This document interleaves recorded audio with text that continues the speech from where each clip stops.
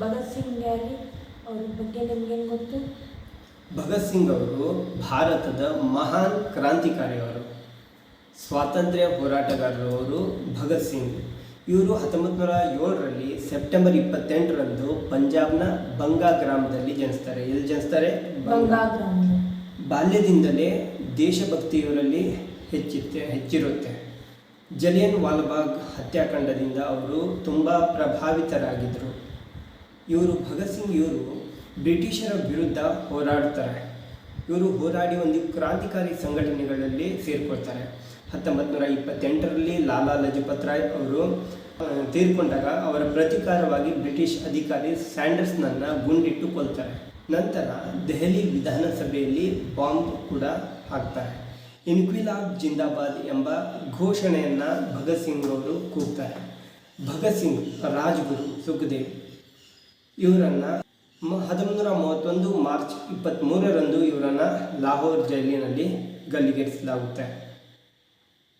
ಭಗತ್ ಸಿಂಗ್ ಇವರ ತ್ಯಾಗದಿಂದ ಭಾರತೀಯರಲ್ಲಿ ಸ್ವಾತಂತ್ರ್ಯದ ಜ್ವಾಲೆ ಹೆಚ್ಚುತ್ತಾ ಹೋಗುತ್ತೆ. ಮತ್ತೆ ರಾಜ್ಗುರು ಯಾರು? ಇನ್ನು ರಾಜ್ಗುರು ಯಾರು ಅಂತ ಕೇಳಿದೆ.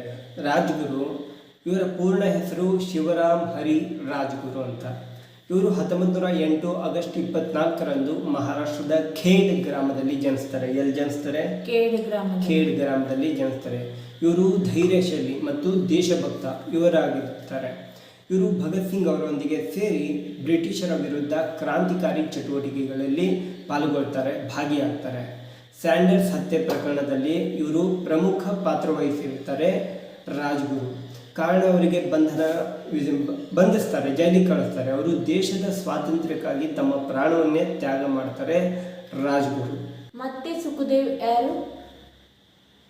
ಸುಖದೇವ್ ಅವರು ಯಾರು ಅಂತ ಕೇಳಿದೆ. ಸುಖದೇವ್ ಅವರು 1907 ಮೇ 15ರಂದು ಪಂಜಾಬ್ನ ಲುಧಿಯಾನಾದಲ್ಲಿ ಇವರು ಜನಿಸ್ತಾರೆ.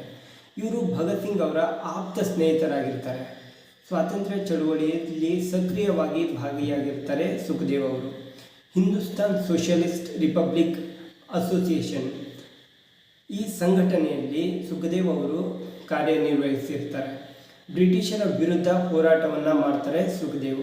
ಇವರು ಈ ಬ್ರಿಟಿಷರ ವಿರುದ್ಧ ಹೋರಾಟ ನಡೆಸಿದ ಕಾರಣ ಅವರಿಗೆ ಮರಣ ದಂಡನೆಯನ್ನು ಕೂಡ ಕೊಡ್ತಾರೆ.